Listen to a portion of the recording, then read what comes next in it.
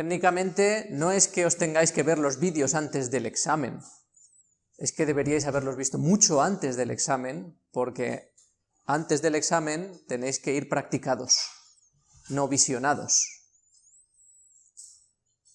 Si vais a un examen solamente con la asistencia a clase, o solamente con haber visto los vídeos un poco antes, lo más probable es que no lo hagáis bien. Creo que en clase habéis experimentado lo que es daros cuenta, a la hora de hacer ejercicios, de que vuestro conocimiento para los ejercicios estaba flojo. Os habéis dado cuenta, ¿no?, conforme hemos ido haciendo ejercicios. Eso es normal cuando empezáis. Es decir, si la primera vez que os enfrentáis a un ejercicio, lo normal es que no sepáis hacerlo, y de hecho lo normal es que falléis mogollón conforme os dais cuenta de las cosas que se han explicado en teoría. Las cosas que se explican en teoría no entran a vuestro cerebro como en Matrix y hace, ups, ya sé lógica. Esto no funciona así. Tenéis que practicar unas cuantas veces, que no son pocas, hasta que practicando os dais cuenta de por qué las cosas son de una manera, por qué no son de otra. Eso ocurre exactamente igual que si practicáis un deporte. No se chuta bien la primera vez que se le da la pelota, ni se tira bien a canasta la primera vez que se lanza. Hay que hacerlo varias veces hasta que uno va ajustando el tiro, porque se va dando cuenta de lo que pasa cuando lo hace de una manera o cuando lo hace de otra. Y entonces se entiende el porqué de la teoría. Pero para eso necesitáis tiempo. Y si el tiempo que vais a dedicar a hacer los ejercicios es los 2 días de antes, los 3 días de antes, o incluso la semana de antes, normalmente vais a ir jodidos, para ser exactos. La palabra clave, iba a decir un poco fastidiados, pero no, la palabra clave es jodidos. Más aún en el examen que tenemos parcial, porque recordaréis que os dije el primer día cuánta nota tenéis que sacar en el examen parcial para eliminar lógica. ¿Alguien se acuerda? 7. Muy bien. Cualquier cosa por debajo de 7 significa que tenéis que ir al examen final de lógica. ¿Vale? En el examen final, evidentemente, si sacáis un 5 está aprobado, pero en el examen parcial que tenéis ahora, cualquier cosa por debajo de 7 significa que no habéis practicado lo suficiente, significa que no habéis adquirido los conocimientos lo suficiente, porque se hace la semana después de terminar, y la semana después de terminar se supone que tenéis el conocimiento bien fresquito, y si bien fresquito no sacáis un 7, pues hombre, lo que se entiende es que no habéis practicado lo suficiente y por tanto no merecéis que se os quite lógica, debéis ir al examen final. Entiendo que deberíais, la mayoría, practicar lo suficiente para quitaros el parcial de lógica la semana que viene. Entonces, si os quitáis el parcial de lógica, pues luego solo tenéis álgebra, podéis practicar álgebra tranquilamente, es menos materia y podéis sacar mejor nota global en la asignatura, que es lo suyo. Además de que así el conocimiento que adquiráis va a ser algo mejor porque lo habréis practicado, habéis sacado una nota decente, eso significa que tenéis un buen conocimiento. Así que una vez más os digo, tenéis que practicar.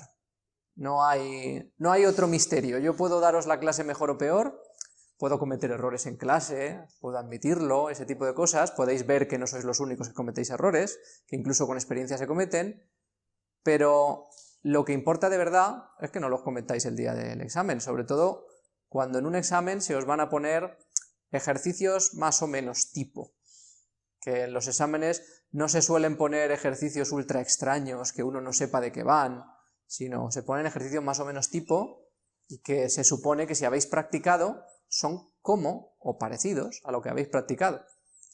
Así que yo espero y confío que aprovechéis, que practiquéis y que la semana que viene por lo menos el 80% de la clase se quite lógica, que sería lo suyo. Dicho esto, ¿habéis leído ya eso que he puesto ahí?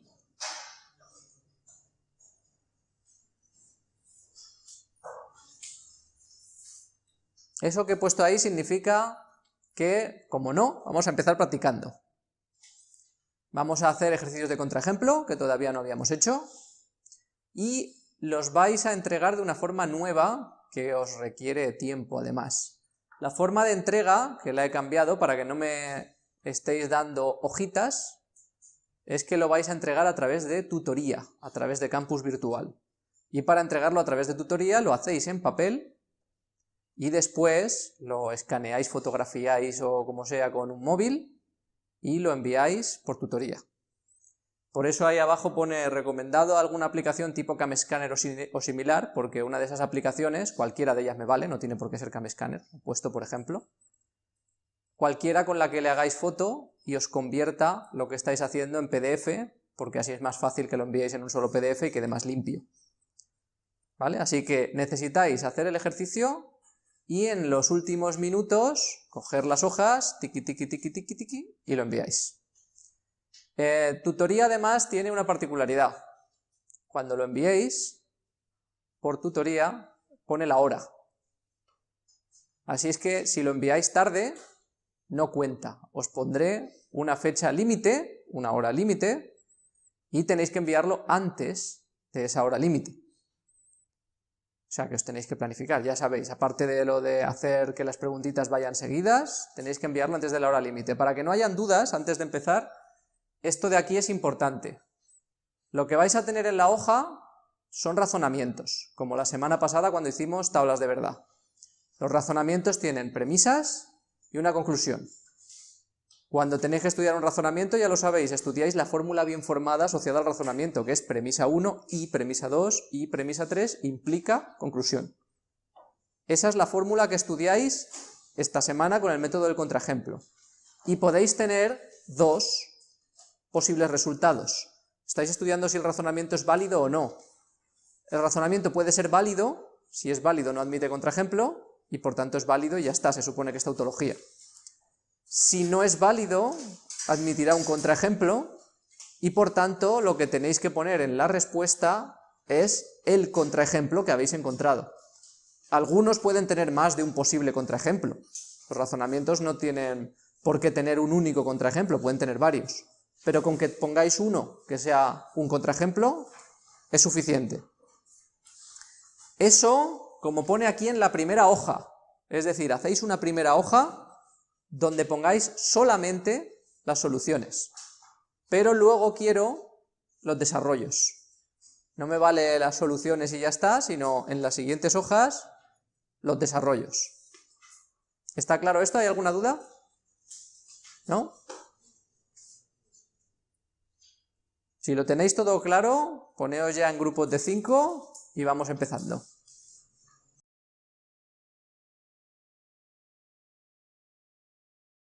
Vale, si estáis todos preparados, ahí tenéis el link, os voy a volver a poner el temporizador, pero empieza ya. Tenéis 40 minutos para resolver los 50 contraejemplos que tenéis en ese link.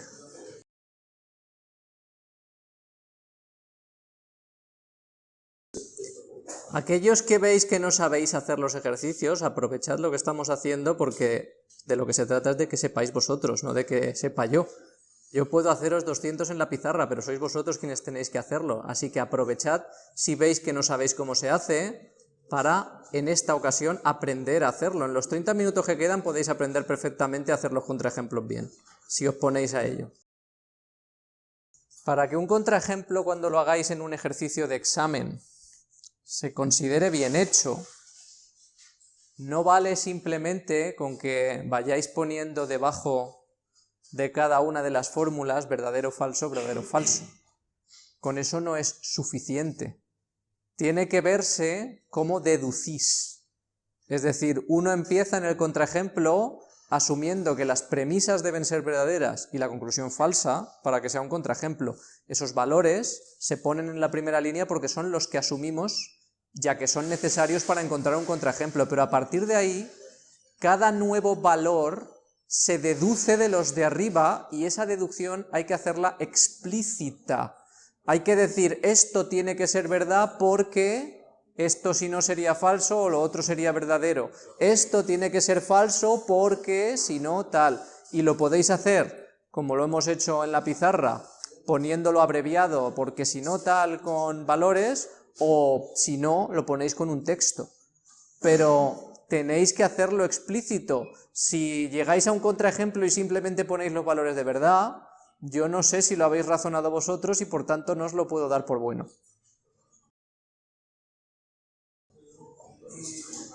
A ver, un par de dudas que veo que se repiten para todo el mundo. Si tenéis dos premisas que son iguales, tenéis dos premisas que son iguales. Y punto. O sea, no podéis aplicar reglas mentales que os parezcan a vosotros lógicas, porque eso es la base de cometer errores. La base de cometer errores en matemáticas es no ser 100% estricto con aquello que sabemos que es lógico, sino aplico mi lógica. En el momento en que apliquéis vuestra lógica, sin utilizar las reglas del juego de lo que hemos definido cómo funciona estrictamente, podéis estar cometiendo errores que pasen inadvertidos, y de hecho, ojo, no solo os pasa a vosotros. Hay muchos ejemplos recientes de demostraciones matemáticas famosas en las cuales ese es precisamente el error. Que alguien hace una demostración y en alguno de los pasos intuitivamente aplica una regla que cree que es cierta y luego cuando otro la verifica dice no, es que eso no es cierto. Y entonces eso tira por bajo todo el trabajo que se ha hecho. A veces es trabajo de años. Y se tira por tierra por asumir que una cosa es cierta cuando luego no lo es. En este caso puede parecer obvio, pero da igual. Os tenéis que atener a las reglas estrictamente, como si fuerais un ordenador. De hecho, es que estamos aquí para ser ingenieros en informática y por tanto tenemos que actuar como el ordenador porque vamos a programar ordenadores. Si tenéis dos premisas iguales, tenéis dos premisas iguales. Cuando asignéis un valor de verdad, el valor de verdad lo adquieren en los dos lados igual y ya está, pero tenéis dos premisas, no tenéis una. No quitéis una premisa. Luego, otra cosa que me habéis preguntado. En los contraejemplos, a veces ocurrirá que alguna variable proposicional, da igual si le dais verdadero o le dais falso, en ambos casos sale un contraejemplo. Eso puede pasar fácilmente, ¿por qué? Por lo que os he dicho antes, porque un razonamiento, la fórmula del razonamiento no tiene por qué tener un solo contraejemplo, puede tener muchos contraejemplos, y si tiene muchos, significa que algunas variables podrán variar, podrán tener verdadero o falso y seguir siendo un contraejemplo. Si es así, lo que tenéis que hacer es buscar aquellas variables que necesariamente tienen que tener un valor para conseguir el contraejemplo, y cuando ya las tengáis, si eso determina un contraejemplo, a las otras simplemente les asignáis un valor y lo justificáis como que cualquier valor que le asignéis va a dar igual porque va a ser un contraejemplo igualmente, que esas no tienen un valor fijo, sino que verdadero o falso da igual en algunas de las variables. Estas dos cosas no son equivalentes, ojo. Muchos me habéis preguntado ya por esto, si tenéis un negador y hay un paréntesis, lo que ese negador, a ver, si tenéis un negador y un paréntesis, lo que ese negador está negando es la fórmula, no cada uno de sus componentes. Esto y esto no son equivalentes, y de hecho es muy fácil que veáis que no son equivalentes. Haced la tabla de verdad y veréis que no sale igual en un caso que en otro. Si tenéis este negador, significa que está negando el valor de la fórmula, del O, no de cada uno de sus componentes, ¿vale? Si tenéis esto, sabéis que un O es verdad siempre que al menos uno de ellos sea verdad, y solo es falso cuando los dos son falsos. Este negador dirá que esto solo es verdad cuando ambos sean falsos y falso en los otros casos, porque invierte su valor. Tanto para la disyunción como para la conjunción. De hecho, es más, esto entra dentro de lo que os decía antes. Asumir que una cosa es verdad solo porque nos parece intuitiva da lugar a error. Intuitivamente eso parece verdad, pero solamente tenéis que hacer una cosa, os ponéis a hacer la tabla de verdad de cada una de esas dos fórmulas y veréis que sale distinta, y por tanto no son la misma fórmula, es decir, no están dando lugar a lo mismo. A ver, un momento, voy a hacer un ejemplo tonto de lo que os he contado antes, para que lo veáis, ¿vale? Quiero que lo tengáis claro. Yo tengo aquí una sola premisa y una conclusión, ¿vale? La premisa es P o Q o R y la conclusión es R, ¿vale? Con lo cual, para hacer un contraejemplo, yo lo primero que asumo es la premisa tiene que ser verdad, la conclusión falsa, ¿vale? R tiene que ser falso y todo esto tiene que ser verdadero. Para que todo eso sea verdadero, como R ya es falso, ¿vale? Tenemos un falso en R, para que esto sea verdad, P tiene que ser verdad o Q tiene que ser verdad. De aquí, yo lo que deduzco es que P o Q tiene que ser verdad porque, lo pongo así abreviado, porque R es falso. Y fijaos que pongo triple igual, que eso se lo he dicho a un compañero vuestro, este triple igual lo que significa es que esto tiene el valor de verdad verdadero, porque no, igual significa que son lo mismo, esto no es lo mismo que verdad, esto vale verdad, eso vale falso, ¿de acuerdo? Por eso es un triple igual. Claro, yo lo único que puedo deducir es esto, ¿por qué? Porque da igual que yo elija la interpretación para P, Q y R, da igual que yo ponga verdadero, falso, falso, falso, verdadero, falso, o incluso verdadero, verdadero, falso, estas tres interpretaciones, las tres, me van a dar lo mismo, porque al menos uno de los dos es verdad, por tanto acepto verdad, y R es falso siempre, por lo cual aquí es falso, y será verdadero implica falso. Las tres son contraejemplos. Por eso yo lo único que puedo deducir es esto, y lo siguiente que digo es, elijo uno. Ya está. Elijo V, F, F, porque eso me da igual, y ya está. ¿Entendéis? En ese caso no hay un único, ahí tengo tres contraejemplos. Tengo que elegir uno. Elijo uno porque cualquiera de ellos vale. Entonces, aquí tenéis la justificación. Esto tiene que ser verdad, y puede ser verdad de muchas formas, y ya está. Y eso os pasará a veces, como hago aquí con una fórmula, con P o Q, os pasará con P, con R, con T, con una sola, puede ser verdad o falso, y me da igual. ¿Vale? Lo indicáis y ya está. Si sabes ponerlo así, en modo abreviado, lo puedes poner. Y si no, razónalo por escrito. El caso es que se te entienda lo que estás haciendo, ¿vale? Que se vea claro lo que estás razonando.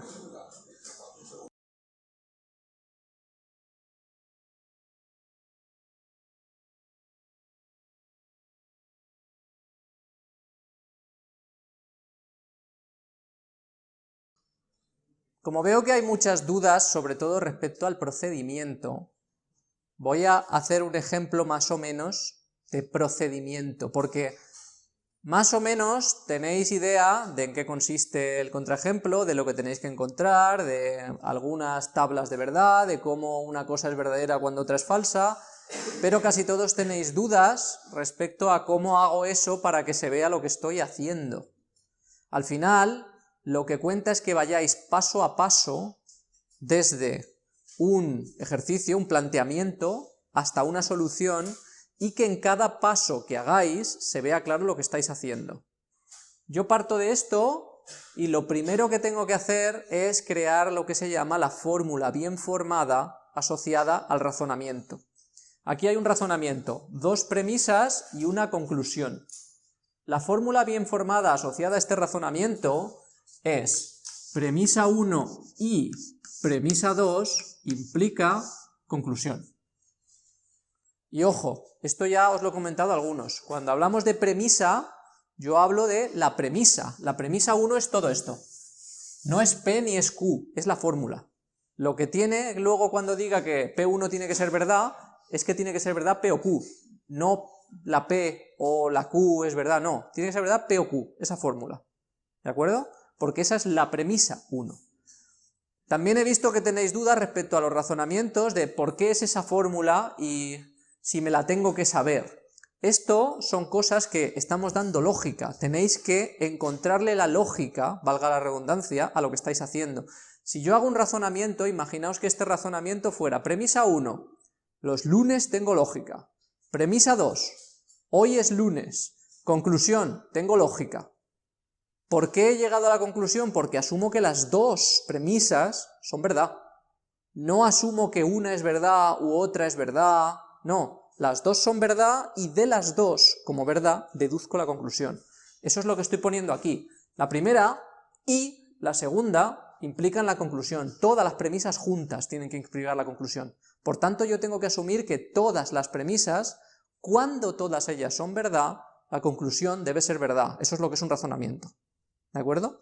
Esto tenéis que deducirlo de forma lógica. No es cuestión de que os aprendáis fórmulas, sino esa es la fórmula bien formada. ¿Por qué? Porque eso es lo lógico, eso es lo normal.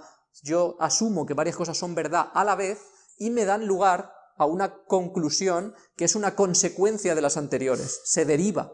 o lo que he explicado muchas veces en clase, eso es causa-efecto. Si yo tengo tres causas, todas a la vez, me van a dar un efecto, que es la conclusión, ¿de acuerdo? Bien, asumiendo eso, yo pretendo demostrar que este razonamiento no es válido, porque es más fácil demostrar que no es válido que es válido. Para que sea válido, alguien que me recuerde, ¿qué tiene que pasar para que ese razonamiento sea válido? A ver, para que el razonamiento sea válido, no. No.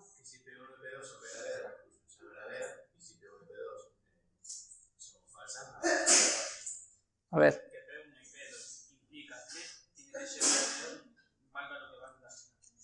Sí, pero no exactamente, ¿ves? Aquí es importante que utilicéis la terminología. Estáis dando explicaciones... ¿El?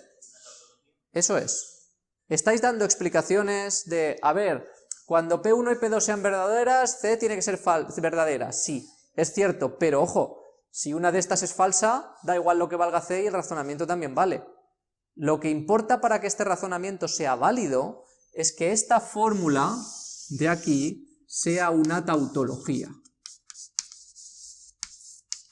¿Qué significa que esa fórmula sea una tautología? Que en su tabla de verdad todas las interpretaciones dan la fórmula como verdadera.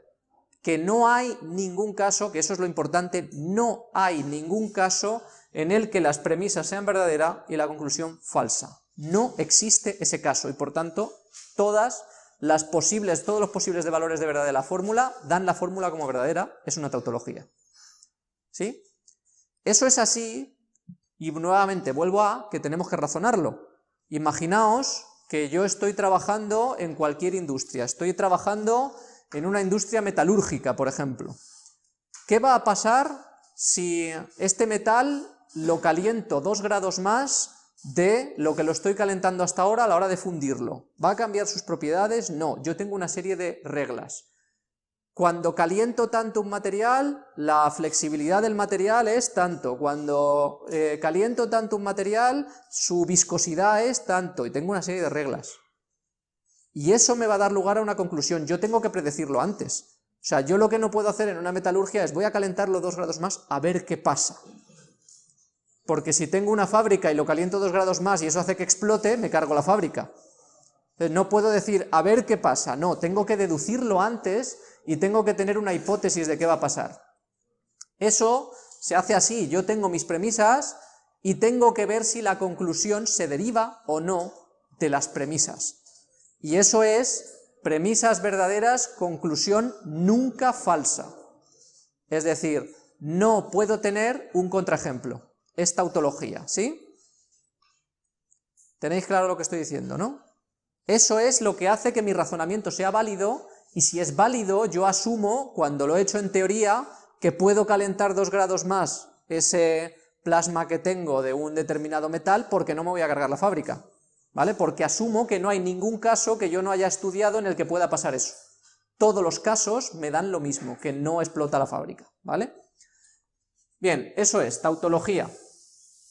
Para demostrar que es tautología tendría que hacer la tabla de verdad, porque demostrar que es tautología es ver todos los casos uno a uno y ver que en ninguno sale falso. Entonces lo que hacemos es lo contrario, decir, bueno, si hay uno solo que sale falso ya no es tautología. De ahí viene el método del contraejemplo. Y entonces yo busco ese caso, busco ese único caso, que puede ser uno, puede ser varios, pero busco uno en el que sea falso, y entonces ya no es tautología y por tanto el razonamiento no es válido. Ese caso necesariamente, y es el segundo paso, yo formo la fórmula bien formada, que ojo, esa fórmula bien formada es esta. Premisa 1 y premisa 2, no R o no S, implican la conclusión P implica no R. Esta fórmula de aquí es esa de ahí arriba.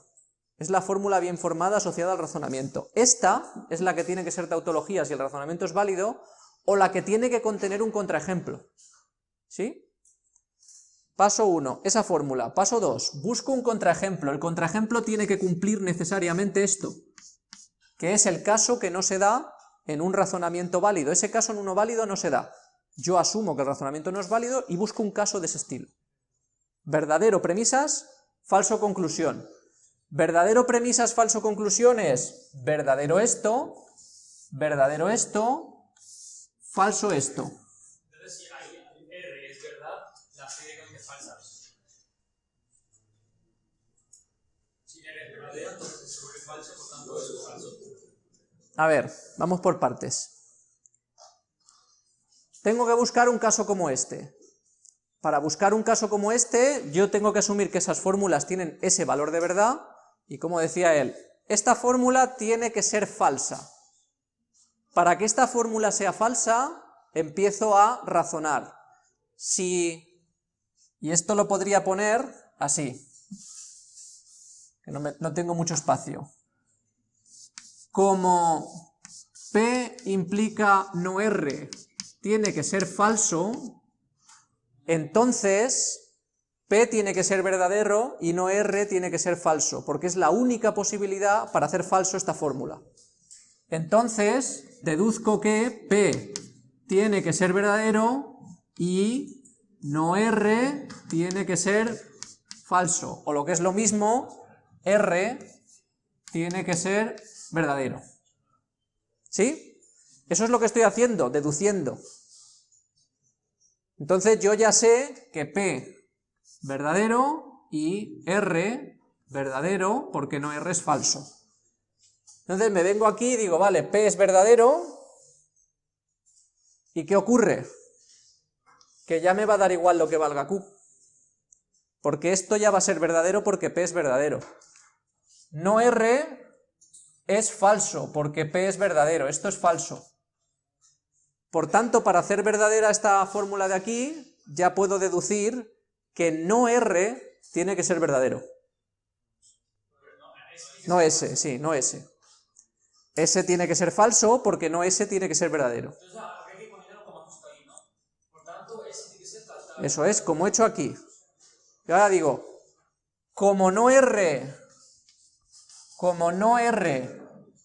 es falso y no R, lo voy a poner así para que se vea la diferencia, y no R o no S tiene que ser verdadero, como pasan estas dos cosas, como no R tiene que ser falso y no R o no S tiene que ser verdadero, entonces deduzco que no S tiene que ser verdadero, por tanto S tiene que ser falso.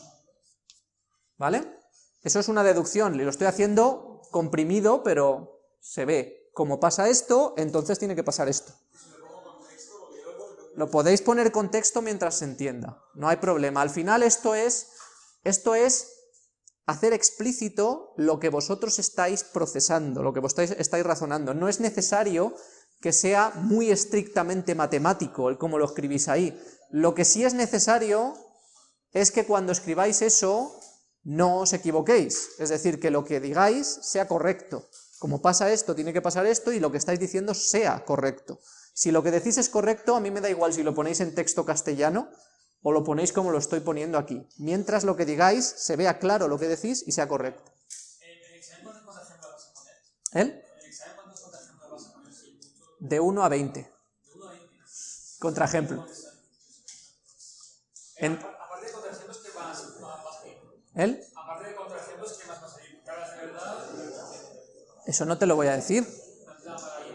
Se supone que tú tienes que estar preparado para todo. Bueno, ¿entendéis lo que quiero decir, no? Llega un momento que vamos deduciendo lo que vale cada cosa. No S tiene que ser falso, bueno, aquí lo voy a poner con las variables, R verdadero, S verdadero, y, a ver, que os vais y se nos va el tiempo. A ver, para hoy. Llega un momento, como ahora, en esta fórmula, en el que yo he deducido lo que tiene que valer cada una de las proposiciones individuales para encontrar un contraejemplo, menos esta de aquí. La Q, no hay nada que me fuerce a darle un valor verdadero o darle un valor falso. ¿Por qué? Porque va a dar igual. Si yo ahora, con estos valores de verdad que ya he forzado, a la Q le doy verdadero o a la Q le doy falso, en ambos casos es un contraejemplo. Los dos son contraejemplos de la fórmula, independientemente de lo que yo le dé de valor a la Q, porque la premisa va a ser verdadera en los dos casos. No, no la ignoras, le tienes que dar un valor, si no, no tienes un contraejemplo. A ver, que estáis hoy muy habladores. Llegado a este punto, igual que he escrito estos razonamientos, escribo también un razonamiento para el valor que yo le doy a Q. ¿Cómo escribo un razonamiento para el valor que yo le doy a Q? Pues puedo escribirlo así, por ejemplo. Como P o Q tiene que ser verdadero y P es verdadero, entonces P o Q es verdadero independiente de Q. Y entonces a continuación digo, como es independiente de Q, elijo Q igual a falso como mi contraejemplo. Elegimos uno. Como hay más de uno, en este caso, eso significa que hay más de un contraejemplo. Hay un contraejemplo con Q verdadero, hay otro con Q falso. Los dos son contraejemplos porque los dos son líneas en la tabla que van a dar lugar a la fórmula falsa. Entonces, como es independiente, que es lo que acabo de decir, elijo Q igual a falso. Y ya está, y ya tengo un contraejemplo, porque a mí lo que me piden los ejercicios es uno. Entonces, ese un contraejemplo es darle a cada proposición un valor de verdad, uno y solo uno. Y basta con que ese contraejemplo que yo elija sea un contraejemplo, premisas verdaderas, conclusión falsa. Si hay más contraejemplos no importa, no tengo que darlos todos, solo doy uno. Y lo que importa es esto, que cada vez que razonéis y pongáis un paso de lo que estáis haciendo, como pasa esto, esto tiene que ser tal, como pasa esto, esto tiene que ser tal. Cada vez que pasa eso es importante que razonéis y que esté bien razonado. Otra cosa que os puede pasar, que ya lo he comentado antes, es que buscando el contraejemplo no lo haya. Si no hay un contraejemplo, lo que os va a ocurrir en algún momento, en esta fórmula no pasa porque en esta sí hay contraejemplo, esto no es un razonamiento válido, ¿vale? Pero si el razonamiento fuera válido, llegará un momento en el que vosotros habéis empezado diciendo que esto es verdad y esto falso, y llega un momento en el que, por ejemplo, hemos dicho que R tiene que ser verdadero, ¿vale? Hemos deducido que R tiene que ser verdadero para que exista un contraejemplo, y más adelante deducimos que R tiene que ser falso.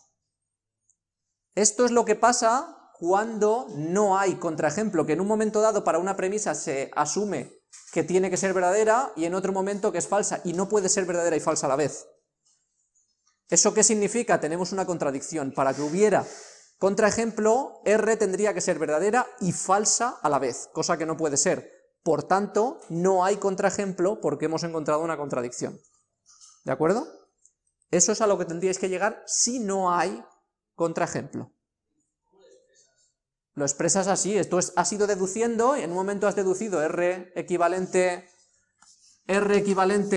a verdad, sigues razonando y llegas a R equivalente a falso, y entonces llegas, como R tiene que ser verdad y falso, esto es una contradicción, por tanto no hay contraejemplo. La contradicción lo que te dice es que tu suposición inicial no puede ser verdad. Tú has supuesto que había una combinación de verdaderos y falsos que no la hay, y por eso has llegado a una contradicción.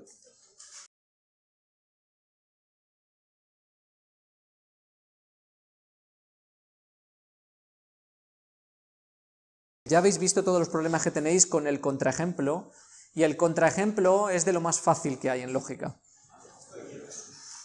Tenéis muchos problemas, poneos ya a practicar, ved los vídeos. Tenéis todos los vídeos del año pasado y los de este año solo falta el de la semana pasada, que estoy procesándolo. Ahora que ya funciona el servidor de Vértice, probablemente este fin de semana tendréis procesados el de la semana pasada y este. Así que tendréis todas las clases para repasarlas. Pero no os lo dejéis para el final, que insisto, ya habéis visto que si no practicáis, no lo entendéis y requerís tiempo. No lo dejéis para el final.